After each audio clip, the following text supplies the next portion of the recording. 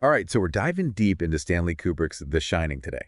Ooh, exciting. And we've got a couple of things to work with here. Okay. A YouTube video essay that analyzes, how Kubrick adapted it. Right. And then we've got just like the Wikipedia article about the film itself. Ooh. So what I really want to kind of get into is how Kubrick approached this whole thing. Yeah. Because, his version of The Shining is so much different than King's, and I think a lot creepier. Oh, absolutely. And, from both these sources, you kind of get this picture of Kubrick as just like a super meticulous, Right. Demanding. Yeah, a bit of a perfectionist, it sounds like. Right. From what they say, he would literally just toss books aside if they weren't Oh, wow. immediately grabbing him, No time to waste, huh? Nope, no time to waste. It's get to the point. Exactly. And I think that really speaks to his horror philosophy, too. Okay. Because he once said that, explaining the mysterious in horror is a mistake. I like that. It's the less you know, the scarier it is. Right. It lets your imagination fill in the blanks. Exactly.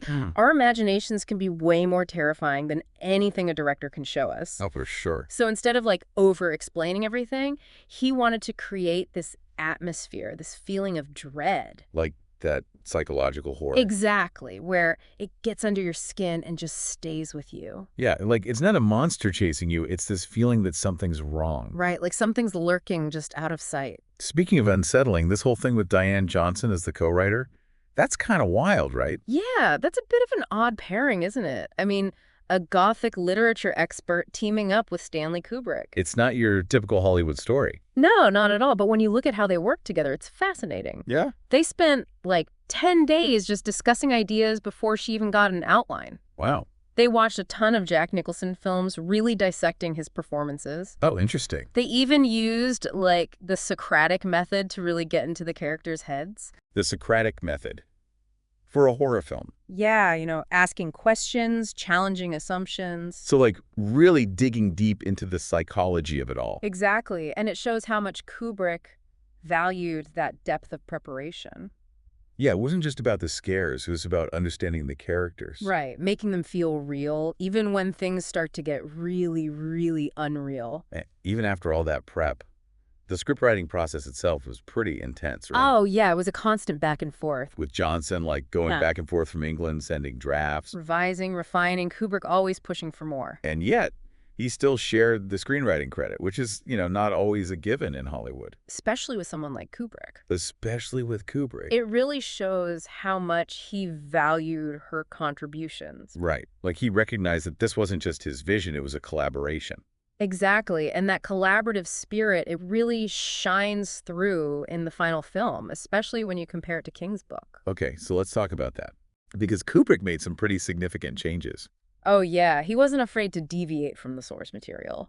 In his first treatment for the film, there was this scene where Grady, the former caretaker, unlocks a pantry door. Right. I remember reading about that. And it's this is huge. Because up until that point, you could almost argue that everything's happening in Jack's head. It leaves that possibility open, yeah. But this action, Grady opening the door, that's like a ghost actually interacting with the physical world. It's boom, the supernatural is confirmed. No doubt about it.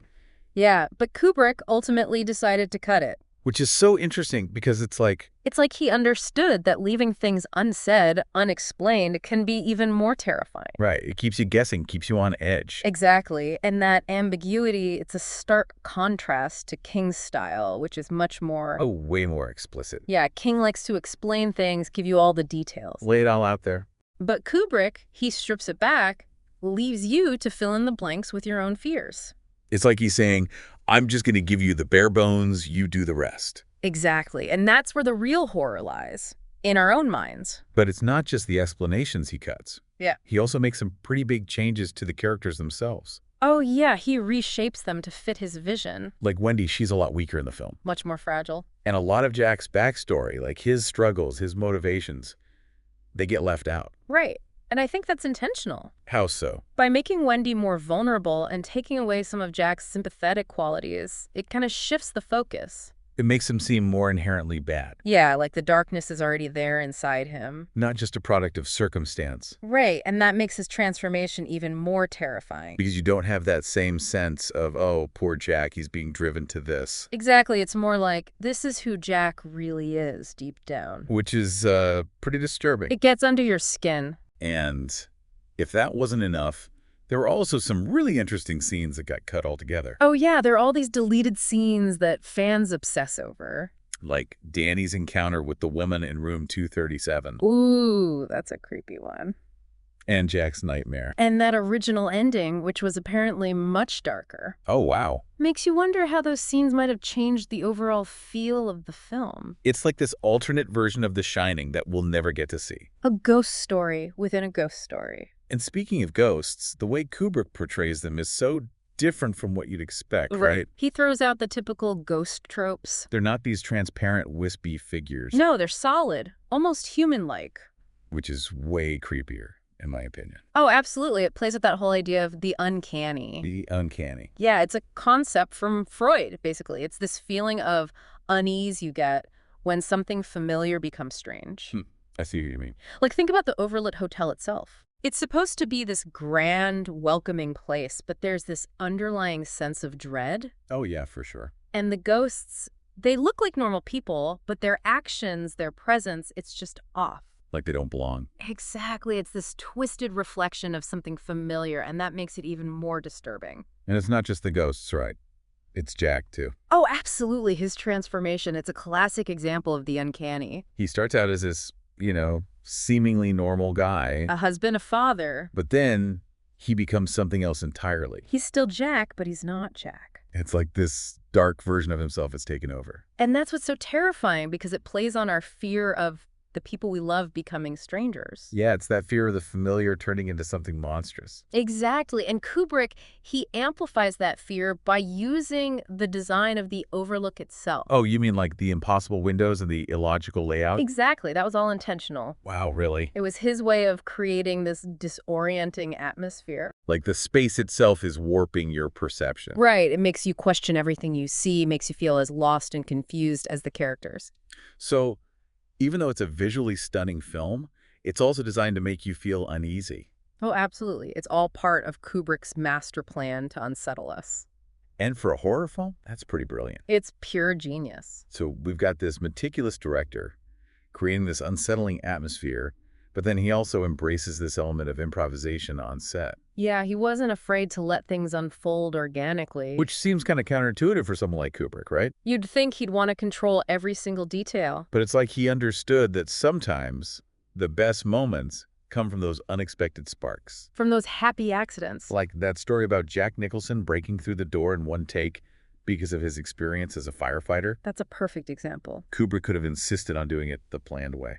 But he recognized the power of that raw, unscripted moment. And it became one of the most iconic scenes in the film. But that collaborative spirit didn't always translate smoothly. Right. There are definitely some clashes on set. Like with Shelley Duvall. Yeah, Kubrick apparently cut a lot of Wendy's lines. And that has to make you wonder. About his intentions. About how he viewed the character, Definitely makes you think. And it's interesting because, initially, the film wasn't a huge hit with critics. Yeah, I got some mixed reviews. People found it slow-paced, confusing. A bit too ambiguous for some. But now it's considered a classic. A masterpiece of horror. It's like Kubrick was ahead of his time. He was always pushing boundaries, challenging expectations. Which probably explains why Stephen King famously dislikes the adaptation. Oh, yeah. He's been very vocal about his disapproval. It's so different from his book. It's like Kubrick took King's story and made it his own. Yeah, it's not a faithful adaptation. It's Kubrick's interpretation. His own unique vision. And that vision has had a lasting impact, wouldn't you say? Oh, absolutely. The Shining, it's become this cultural phenomenon. It's seeped into everything. Music, TV, even video games. It's iconic. Those images, those lines, they're instantly recognizable. They've become part of our collective consciousness. It's a testament to the power of Kubrick's filmmaking, even if it wasn't what King originally intended. Right. It's a reminder that sometimes the best adaptations are the ones that take risks, that reimagine the source material in a bold new way. And that's what makes this whole deep dive so fascinating, right? It's like peeling back the layers of a masterpiece, uncovering all the hidden meanings and influences. Yeah, and The Shining is definitely a film that rewards multiple viewings. The more you watch it, the more you discover. And the more questions you have. Which I think is exactly what Kubrick intended. He wanted to leave us thinking, questioning, maybe even a little bit disturbed. He wanted to make us feel the unease, the uncertainty that lies at the heart of The Shining. Well, he definitely succeeded. Oh, for sure. So join us next time as we delve even deeper into the world of The Shining. We'll be exploring the social interpretations of the film. Like those fascinating theories about the treatment of Native Americans. And those mind-bending spatial anomalies in the Overlook Hotel. Plus, we'll unpack the film's enduring legacy and its impact on popular culture. So until then, keep shining. And don't forget to lock your doors. Back again for more Shining. Yeah, I think we just scratched the surface last time. Right. And there's so much to unpack. Like, it's amazing how even the simplest things, like the way Kubrick shows those ghosts, just like solid and human looking, It's creepy. totally adds to that unsettling feeling, right? Oh, yeah, for sure. Like, you're never quite sure if it's really a ghost or what. Right. Is it in their head? Is it just somebody down the hall? Exactly. Keeps you guessing? And that's what makes this film so interesting, you know? That's There interesting. are all these layers of meaning that people have been talking about for years. Oh, yeah. You know, like those fan theories. I love a good fan theory. Some are a bit out there. Right. But some, they offer these really insightful perspectives. I'd say, like what? Well, some people think The Shining is about that whole crisis of masculinity thing. The crisis of masculinity. Okay, never thought about that one. Yeah, it's interesting. So how does that apply to The Shining? Well, look at Jack Torrance. Okay. He's got all those classic signs of, you know, toxic masculinity. Like he's angry, he's domineering, Yeah. and ultimately he becomes violent. Right. And the Overlook, with its isolation and dark history, it's almost like this pressure cooker for him. Makes sense. It pushes him over the edge, you know? So the Overlook isn't just a haunted house. Right. It's like it represents all these societal pressures Exactly. that can turn men into monsters. It's one way to look at it. Wow. And then there's that other layer that people talk about a lot. Okay. That whole history of violence against Native Americans. All right. Honestly, that never even crossed my mind. It's subtle, but it's there. So where do people see that? Well, for one thing, the Overlook is built on a Native American burial ground. Oh. They mentioned that right at the beginning. Mm-hmm. And then there's all that Native American artwork and imagery throughout the hotel. Right. I remember those. It's like Kubrick is weaving those elements into the story. In the climax of the film, Yeah. it takes place in that hedge maze. Right. Could that be symbolic? Some people see it as a representation of the whole, you know, complex history of Native American displacement and cultural erasure. Oh, wow. I never thought about it that way. Yeah, it adds another layer of meaning to the film. Like it's not just a ghost story. Right. It's about something deeper, something darker. But with Kubrick, you never really know for sure, do you? He loved to keep us guessing. He was the master of ambiguity. Right. Always leaving things open to interpretation. Which brings us to the biggest mystery of the film. Okay, hit me. Are the ghosts even real? Oh, man. That's the question, isn't it? Or are they just like figments of Jack's imagination? Right. Is the Overlook truly haunted, or is it just Jack's own darkness coming out? It's like you go back and forth trying to figure it out. And that's the brilliance of Kubrick's approach. He doesn't give us any easy answers. Right. He wants us to grapple with those questions. To come to our own conclusions. Which is kind of cool when you think about it. It's like he's treating us as intelligent viewers. Yeah, not just spoon-feeding us the answers. Exactly. And then you've got those crazy spatial anomalies in the Overlook. Oh, yeah, those are mind-bending. Those impossible windows. Right. The room layouts that just don't make any sense. It's like the hotel itself is playing tricks on you. Right, like it's part of the horror. And people still debate whether those were intentional choices by Kubrick. Really? Oh, yeah. You'd think that would be something they'd catch in editing. Right. But if it was intentional, it's cheap. like if the space itself is unreliable, then how can you trust anything you see or hear? it makes it hard to tell what's real and what's not. And that blurring of reality, that's what makes the film so effective. Yeah, it gets under your skin. And it connects to that whole idea of the uncanny that we were talking about before. The hotel should be this place of comfort, but it's twisted into something sinister. Right, it's like the opposite of what it should be. Exactly. And that's where the fear comes from. And that fear is amplified by the fact that the Torrances are so isolated. Oh, yeah, they're completely cut off from the outside world. trapped in this hotel with their secrets and their anxieties. It's like the perfect breeding ground for madness. And Kubrick uses that isolation to create this sense of claustrophobia. Even though the hotel itself is huge. Right. It's weird how he does that. It's like the more space they have, the more trapped they feel. Yeah, it's like the vastness of the hotel just emphasizes their isolation. And we feel it too as viewers. Absolutely. We're right there with them, trapped in that unsettling atmosphere. And that's why The Shining is considered one of the scariest movies of all time. It just gets to you on such a deep level. Yeah, it messes with your head. And it stays with you long after you've seen it. Oh, for sure. It's a film that rewards multiple viewings. You pick up on new things every time. And it makes you appreciate Kubrick's genius even more.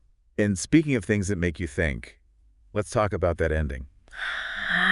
Yes, the ending. That final shot of Jack Torrance in that old photograph. The one from 1921. Smiling with all those partygoers. Dave, right. It's one of the most talked about endings in film history. So many interpretations. What's your take on it?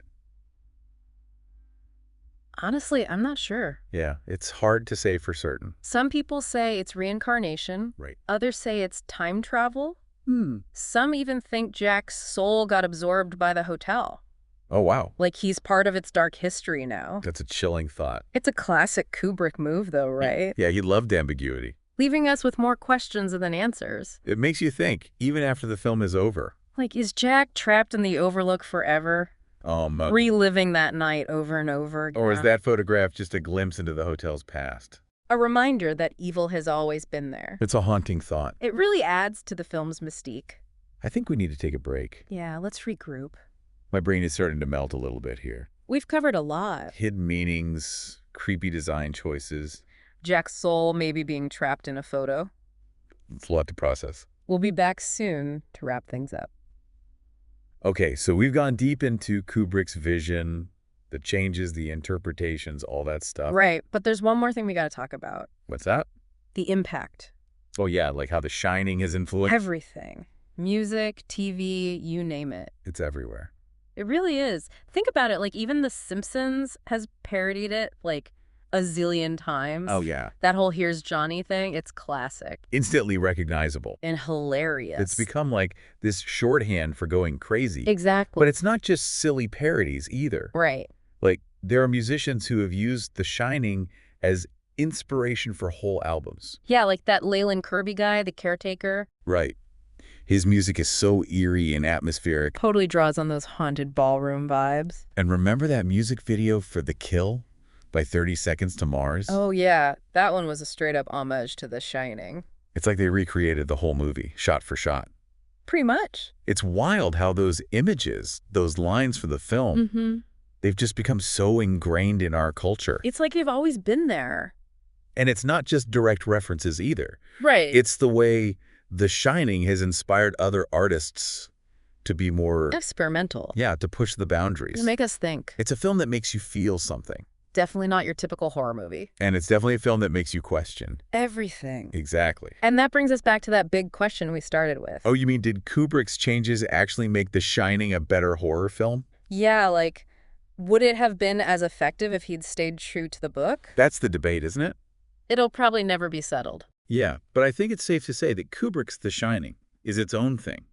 Absolutely. Like a unique work of art. Inspired by the book, but not beholden to it. And it still has this incredible power to captivate us. To scare us. To make us think. It's a masterpiece, plain and simple. Couldn't have said it better myself. Well, we've reached the end of our deep dive into The Shining. It's been a wild ride. We've covered so much ground. We've looked at the story from all angles. We've debated the mysteries. We've explored the impacts. And I think we've both come away with a deeper appreciation for what Kubrick achieved. Oh, absolutely. So, to everyone listening, the next time you watch The Shining, pay attention. Look for those hidden meanings. Question everything. And remember, the most terrifying monsters are often the ones we create ourselves.